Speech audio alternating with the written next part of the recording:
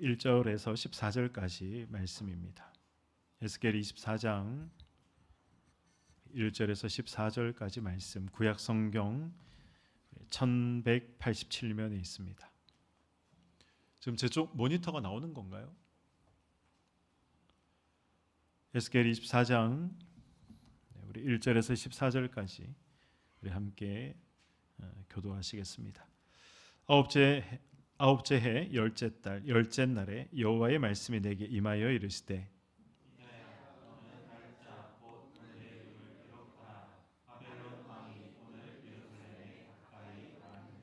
너는 이 반역하는 족속에게 비유를 베풀어 이르기를 주 여호와께서 이같이 말씀하시기를 가마 하나를 걸라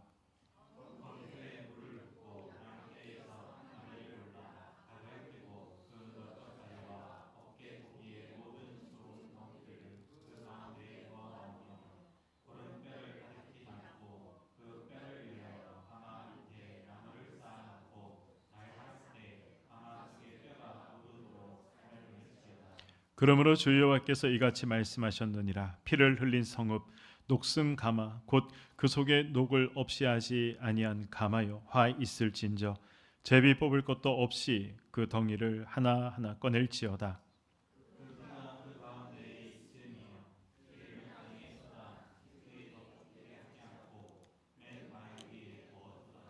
내가 그 피를 맨바위 위에 두고 덮이지 아니하게 함은 분노를 나타내어 보응하려 함이로라.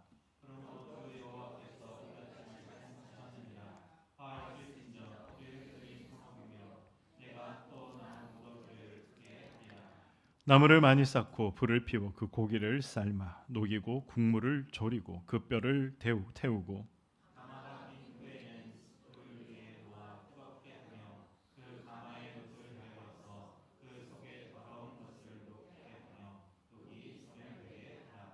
이 성읍이 수고함으로 스스로 피곤하나 많은 녹이 그 속에서 벗겨지지 아니하며 불에서도 없어지지 아니하는도다.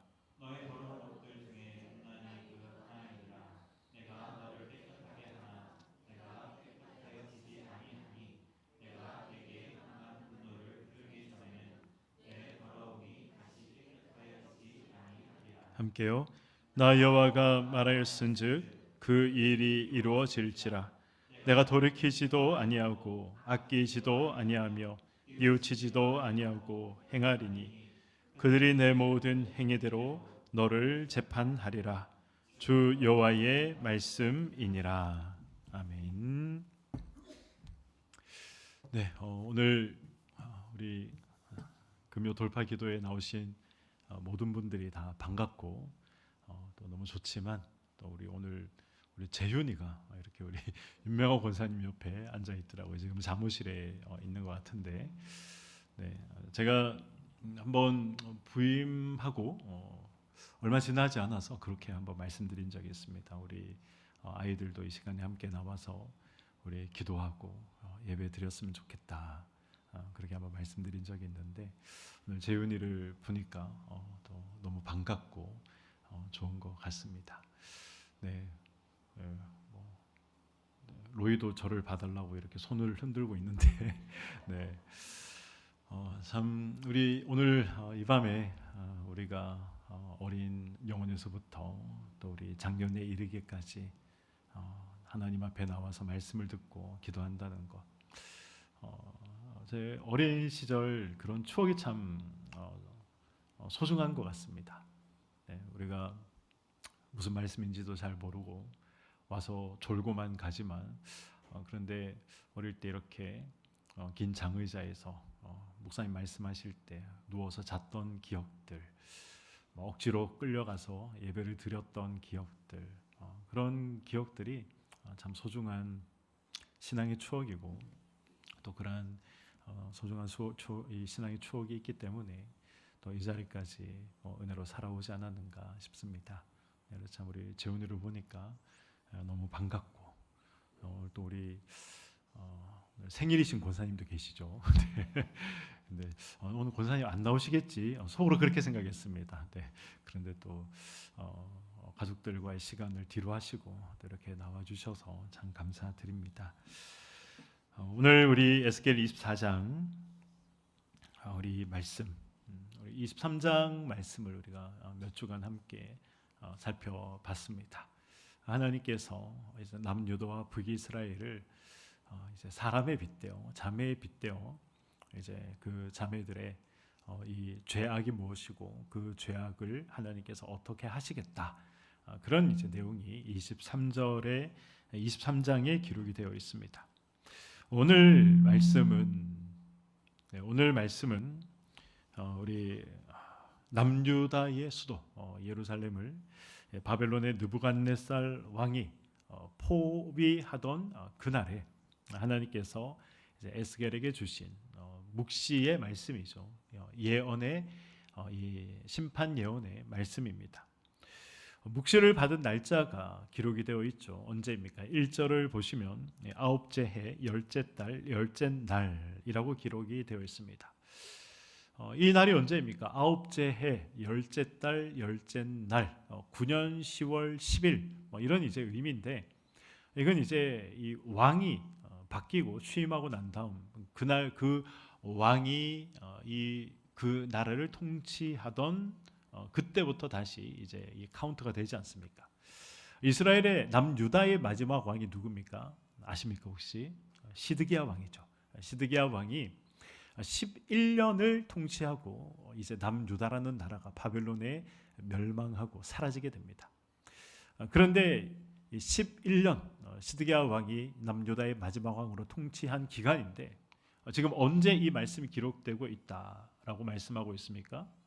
아홉째 해 열째 달 열째 날, 그러니까 거의 만 10년이 다 돼갈 때 이 말씀을 하나님께서 에스겔에게 기록하게 하신 것이죠.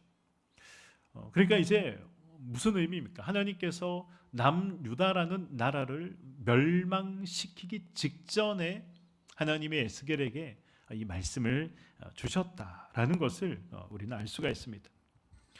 이 국가의 전망이 걸린 그러한 이 심각한 날에 하나님은 굉장히 충격적인 비유의 말씀을 하고 계십니다. 어떤 비유입니까? 오늘 말씀이 무엇이 많이 등장하고 있습니까? 가마솥, 이것이 등장하죠. 그래서 오늘 이 에스겔 24장, 이 24장을 가마솥에 비유다, 보통 이렇게 이야기를 합니다. 지금 마이크에 베이스가 많이 들어간 것 같은데 좀 빼주시면 좋을 것 같습니다. 이 불을 피우고 가마를 걸어 놓은 뒤에 그 안에 이제 이 양떼 중에서 가장 좋은 고기 그리고 뼈들을 채우고 펄펄 끓이라. 끓이되 이 뼈가 다 무를 때까지 끓여라라고 말씀하고 있습니다. 우리는 어떤 날에 가마솥을 걸고 이 고기를 삶습니까? 그렇죠, 잔칫날이죠. 제가 딱 원하던 대답을 해주셔서 감사합니다.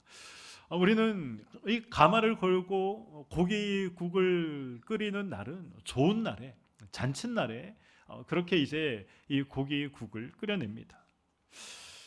그런데 오늘 이 말씀은 결코 좋은 날이 아니죠. 잔칫날이 아닙니다. 이 심판 날을 하나님께서 이렇게 비유하여 말씀하고 계신 것이죠. 6절 말씀을 보시면 하나님은 예루살렘을 향해서 어떻게 이야기하십니까? 피 흘린 성읍이다. 녹슨 가마, 그 녹슨 가마다. 그리고 이 가마에 있는 고기를 삶아낼 것이다. 이런 이제 말씀들을 쭉 하고 계십니다. 이 말씀의 이 의미를 정확하게 알기 위해서는 하나님께서 말씀하시는 이 가마솥이 무엇인지, 그리고 하나님께서 말씀하신 이 녹이 쓴 가마, 피를 흘린 성읍, 이러한 의미가 무엇인지 우리가 좀 살펴볼 필요가 있습니다. 가마솥, 하나님께서 지금 비유로 이제 가마솥을 말씀하고 계시는데, 이 가마솥이 의미하는 것이 무엇입니까? 우리가 이미 한번 살펴봤습니다. 에스겔 11장 3절과 11절을 보시면 당시 이 예루살렘의 고관들은 이 성읍이 우리의 가마가 되고, 그리고 우리는 가마 안에 있는 고기와 같다, 이런 표현을 예루살렘에 살고 있는 고관들이 했던 적이 있습니다. 제가 한번 이 말씀을 설교하면서 이 말씀이 어떤 의미다, 어떤 의미로 예루살렘에 살고 있는 이 고관들이 이렇게 이야기를 했다라고 말씀드린 적이 있습니다. 기억나십니까? 가마솥은 무쇠로 만들지 않습니까? 그래서 자기들이 살고 있는 이 예루살렘은 무쇠와 같이 튼튼해서 아무리 바빌론이 쳐들어오더라도 우리는 그 가마 안에 있는 고기와 같다, 안전하다, 이 예루살렘 성벽이 우리를 지켜줄 것이다 라는 그런 확신에 찬 믿음에서 이 예루살렘은 가마가 되고 우리는 그 안에 있는 고기와 같다라고 에스겔 11장에서 이 예루살렘의 지도자들이 그렇게 이야기를 했다는 것입니다. 가마솥, 자신들이 지켜주는 튼튼한 무쇠다 이렇게 생각했지만 그러나 그것은 큰 착각이다. 이 사실을 하나님께서 말씀하고 계신 것이죠. 오히려 그 가마솥에 너희들이 펄펄 끓는 물에 삼겨서 다 죽을 것이다. 하나님께서 지금 이렇게 말씀하고 계신 것입니다. 이 가마솥이라는 것은 또 이스라엘 백성들의 마음을 비유하는 말씀입니다. 마음에 이 오만 가지 죄악이 눌어붙어서 회칠한 무덤이 되었다. 그런 의미로 말씀하시죠. 6절에 보시면 녹슨 가마 곧 그 속에 녹을 없애지 아니한 가마라고 말씀하고 있습니다. 이 녹이 슬었다. 이 말씀은 우리가 생각하는 그냥 이 쇠에서 자연스럽게 일어나게 되는 녹 그런 의미도 있지만 정확한 성경의 원문의 의미는 그런 의미가 아니라 이 녹이라는 것은 이 고기를 삶아내고 그런데 이 솥을 계속 청소하지 아니하고 이 솥을 계속 사용하면 어떻게 됩니까? 찌꺼기가 계속해서 끼게 되는 것이죠. 마치 이스라엘 백성들이 그러한 죄악의 찌꺼기가 덕지 붙어서 눌러붙어서 더 이상 이 뗄래야 뗄 수 없는 물로 씻어도 씻기지 않는 그러한 이제 가마솥이게 되었다. 그런 의미로 6절에서 녹을 이 가마솥에 쓴 녹이다라는 표현을 하고 있는 것입니다. 피 흘린 성읍이란 어떤 의미입니까? 예루살렘은 사실 거룩한 도성이죠. 하나님의 성전이 있고 하나님 앞에 이 예배가 드려지는 그런 거룩한 성전이지만 그런데 그 예루살렘에서 어떤 일들이 일어났습니까? 우리가 계속해서 이 에스겔을 살펴보면서 예루살렘에 살고 있던 고관들이 이스라엘이 힘없는 이 백성들을 착취하고 괴롭히고 자기의 재물을 얻기 위해서 죄 없는 자들의 피를 흘리고 그리고 그런 또 일반 백성들은 자기들보다 더 힘없고 연약한 고아와 과부들과 그리고 또 이방의 객들을 뜯어 이 착취하는 그러한 일들, 그들의 피를 흘려 자기의 배를 채우는 그러한 일들이 이 예루살렘에서 끊임없이 일어났기 때문에 하나님께서 예루살렘을 향해서 거룩한 성이다라고 말씀하시지 않고 피 흘리는 성이다라고 말씀하고 계신 것입니다. 오늘 이 말씀을 보면서 우리는 우리의 신앙을 한번 점검해 볼 필요가 있습니다. 저와 여러분의 신앙을 점검해 볼 필요가 있는 것이죠. 겉으로는 우리가 경건한 예배자로 또 예배에 참여할 때 경건한 모습으로 예배를 드리고 신앙생활을 하는 것처럼 보일 수 있습니다. 우리가 땀 흘리며 열심히 봉사하고 헌신이라는 좋은 이 고기를 우리가 하나님 앞에 가득 채워서 드리는 것처럼 보일 수 있습니다.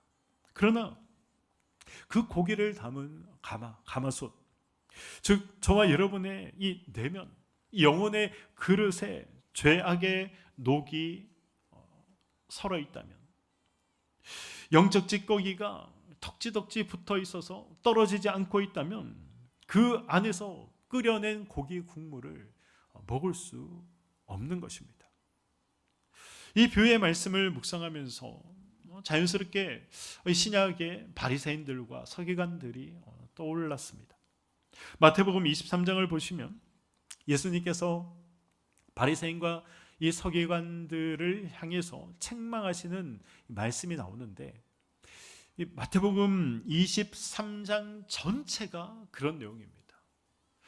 마태복음 23장 전체가 예수님께서 서기관들을 향해서, 바리새인들을 향해서 화 있을진저라고 말씀하시면서 그들을 향해서 이 진노하시는, 그들의 죄악을 책망하시는 그러한 내용이 기록이 되어 있습니다. 화 있을진저. 마태복음 23장을 한번 집에 돌아가셔서 읽어보시기 바랍니다. 이 화 있을진저라는 말이 굉장히 많이 등장합니다. 화 있을진저. 제가 한번 이 목사 설교를 준비하면서 마태복음 23장을 읽어보는데 저는 한 7번 정도 나오더라고요. 7번이나 기록이 되어 있습니다. 화 있을진저. 거기에 나오는 예수님께서 지적하시는 죄악의 모습들, 그러면서 예수님께서 화가 있을 것이다, 반드시 있을 것이다, 이렇게 말씀하시는데, 저는 사실 설교를 준비하면서 이 몸에 이 소름이 돋았습니다. 내가 예수님께서 말씀하시는 이런 사람이 아닌가. 화가 있을 것이다 말씀하시는데 이 화가 나에게 미치면 어떻게 하나, 이런 염려들. 한번 23장을, 마태복음 23장을 꼭 한번 읽어보시기 바랍니다. 우리 읽으면서 몸서리 쳐야 됩니다. 소름이 돋아야 됩니다. 그리고 우리의 신앙을 점검할 수 있어야 하는 것이죠. 그것이 정상인 것입니다. 저와 여러분, 이 개인의 가마솥과 우리 교회의 가마솥을 들여다봐야 됩니다. 교회에 나와서 예배라는 우리가 고기를 삶고 직분이라는 뼈를 담아 우리가 열심히 끓여내고 있지만, 정작 나의 심령 깊숙한 곳에 죄악의 덩어리들이 눌어붙어 있고, 용서하지 못하는 쓴뿌리의 녹이 쓸어 있고, 은밀한 정욕과 세속적인 그러한 탐심의 녹들이 쓸어 있다면, 우리가 예루살렘 이스라엘 백성들과 다를 바가 없는 것이지 않겠습니까? 겉보기에는 멀쩡한 그리스도인인데 기도의 자리, 은혜의 자리에만 오면 영혼이 답답하고 하늘의 문이 닫혀 있는 것 같다, 그렇게 우리가 느껴진다면 그것은 내 안에 이 덕지덕지 붙어 있고 또 눌어붙은 이 죄악의 덩어리들이 있기 때문에 하늘로부터 내려오는 은혜를 우리가 맛보지 못하고 경험하지 못하는 것이다 라는 사실을 우리가 확인할 필요가 있는 것입니다. 에스겔 24장 13절을 보시면 하나님께서 통탄하시는 그런 말씀이 기록되어 있습니다. 너희의 더러운 것들 중에 음란이 그 하나니라. 내가 너를 깨끗하게 하나 내가 깨끗하여지지 아니하니. 하나님께서 지금 어떤 말씀을 하고 계십니까? 내가 끊임없이 너희들을 향해 너희들이 깨끗하여지도록 내가 회개를 촉구하고 선지자들을 보내서 끊임없이 이야기를 했지만, 그럼에도 불구하고 너희들이 깨끗하여지지 않았다. 너희들이 그런 선택을 했다라고 하나님께서 말씀하고 계신 것입니다. 고집스럽게 하나님께서 끊어내라고 말씀하신 그 죄를 이스라엘 백성들이 끝까지 끌어안고 갔던 것이죠.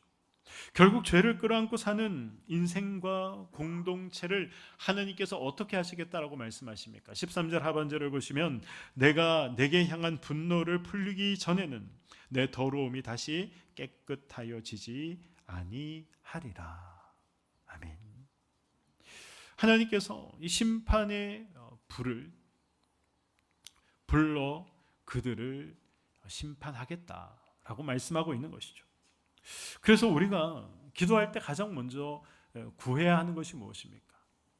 기도 순서를 보시면 감사가 있고 그 뒤에 회개가 있는 것이죠. 그래서 우리가 하나님 앞에 기도할 때 무언가 구하고 무언가 마음의 소원을 이야기하기 전에 하나님 앞에 우리는 회개할 것이 없는가? 하나님 앞에 우리가 고백해야 할 죄는 없는가? 그런 기도를, 회개의 기도를 하나님 앞에 드려야 하는 것입니다. 다윗이 밧세바를 범하고 나단 선지자의 지적을 받지 않습니까? 그리고 그 나단 선지자의 지적을 받고 난 후에 기록한 시편이 시편 51편입니다. 그 시편 51편 10절을 보시면 이렇게 다윗이 기도합니다. 하나님이여 내 속에 정한 마음을 창조하시고 내 안에 정직한 영을 새롭게 하소서. 아멘. 다윗은 몸부림치고 있는 것이죠. 지금 이 자신의 가마솥을 닦아내기 위해서 이 자신의 심령의 가마솥에 붙어있는 이 죄악들을 닦아내고 긁어내기 위해서 몸부림쳤던 것입니다. 오늘 저와 여러분에게 바로 이 다윗의 통곡, 이 다윗의 몸부림이 있어야 되는 것이죠. 죄 때문에 회개의 눈물을 언제 흘려보셨습니까? 한번 생각해 보시기 바랍니다. 나는 나의 죄 때문에 하나님 앞에 언제 뜨거운 회개의 눈물을 흘렸던가? 죄 때문에 언제 하나님 앞에 한숨 쉬며 가슴을 쳐봤던가? 그때가 언제였나? 한번 떠올려 보시기 바랍니다. 너무 오래되어서 까마득하다, 생각도 나지 않는다, 그렇게 여겨진다면, 그럼에도 신앙생활함에 있어서 조금의 불편함이나 조금의 어색함이 없다면 내가 바로 이 죄가 누르붙은 가마솥이다 라는 사실을 우리는 반드시 기억할 필요가 있습니다. 오늘 저도 여러분도 기도하기를 원합니다.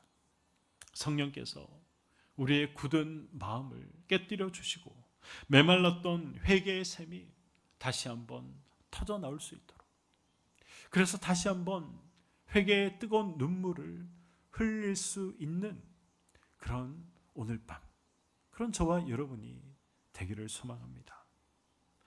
가마솥에 눌어붙은 이 지독한 죄의 찌꺼기, 이 눌어붙은 죄의 녹을 제거해야 되지 않겠습니까? 어떻게 제거할 수 있습니까? 물로 씻어서 닦아내서 그렇게 없앨 수 있는 죄가 아니었습니다. 그래서 하나님은 이 충격적인 처방을 내리고 계십니다. 우리 11절 말씀을 보도록 하겠습니다.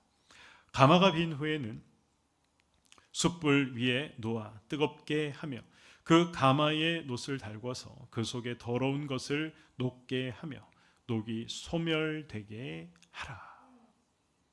하나님께서 이 가마에 눌어붙은 죄의 찌꺼기들, 이러한 죄의 찌꺼기들을 없앨 수 있는 방법으로 지금 무엇을 말씀하고 있습니까?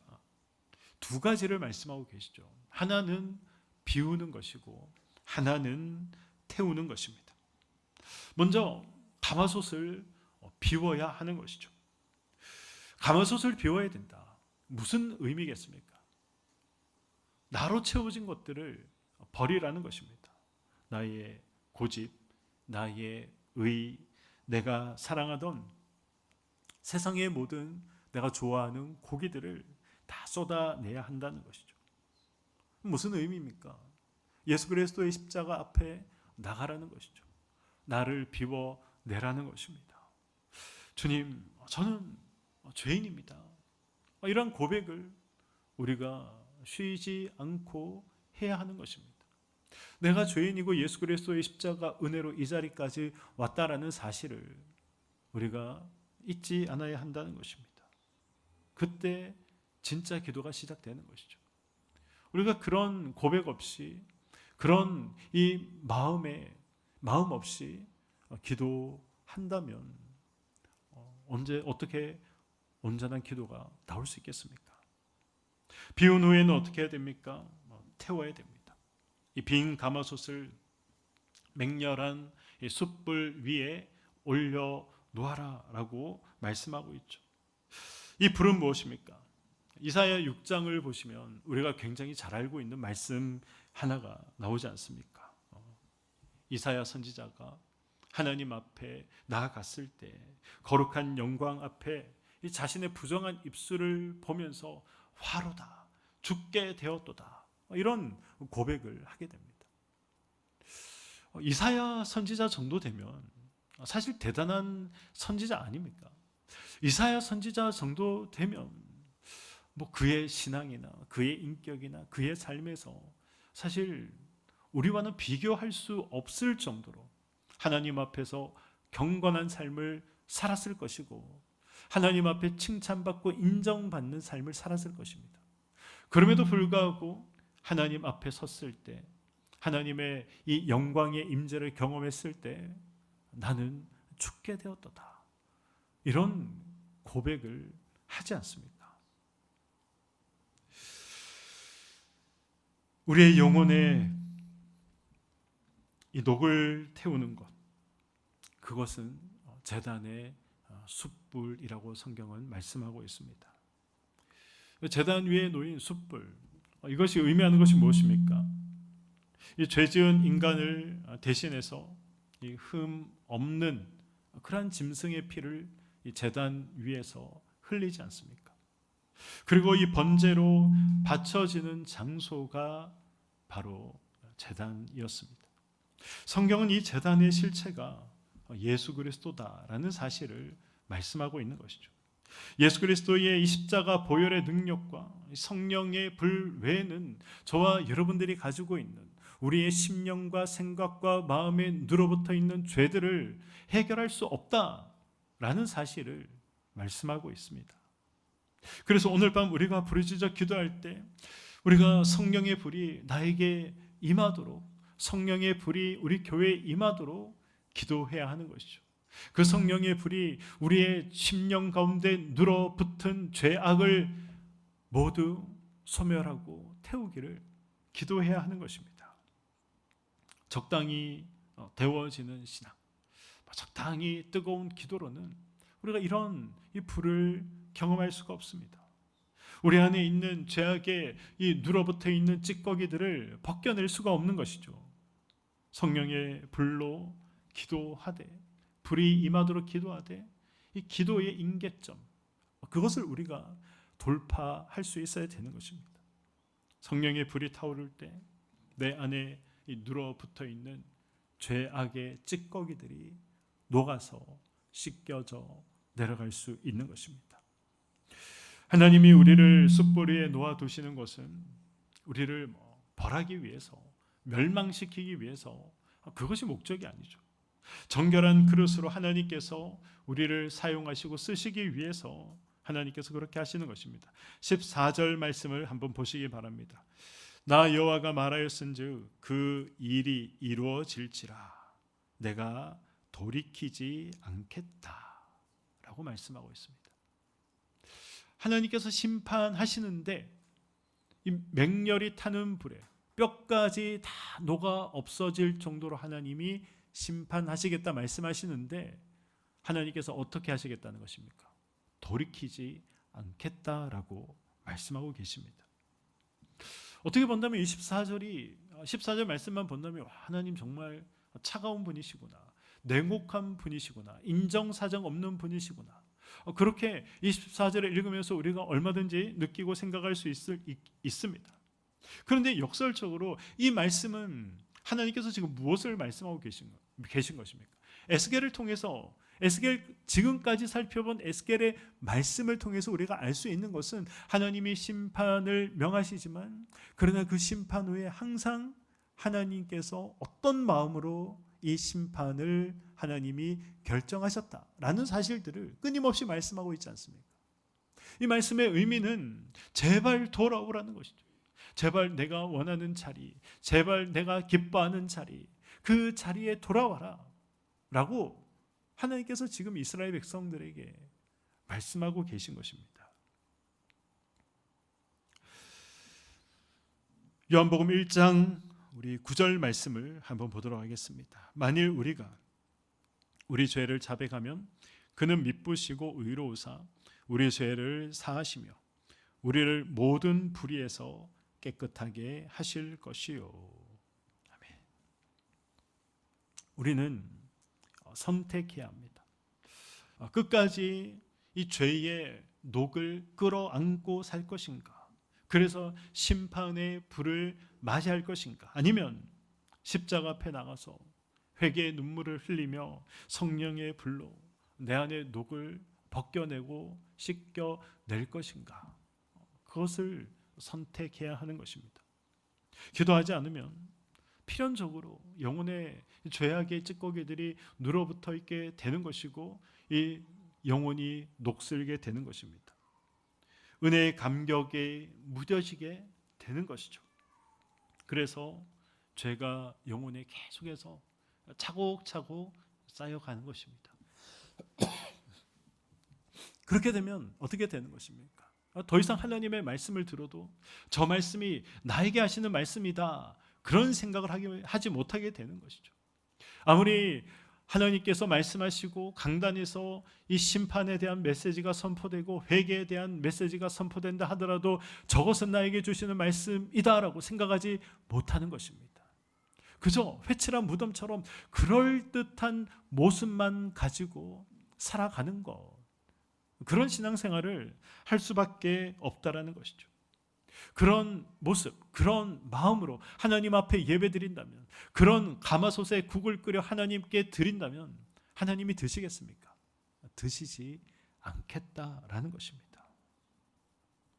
오늘 말씀을 맺도록 하겠습니다. 저와 여러분들의 심령의 상태, 그 심령의 상태는 지금 어떻습니까? 저는 말씀을 준비하면서 내가 이 가마솥인데 내 안에 덕지덕지 쌓여서 누르붙은 죄악들, 그런 죄악들은 무엇인가 계속해서 말씀을 준비하며 돌아봤습니다. 오늘 이 말씀은 이스라엘 백성들에게 하신 말씀이 아니죠. 물론 이스라엘 백성들에게 하신 말씀이지만 이스라엘 백성들에게만 국한된 말씀은 아닙니다.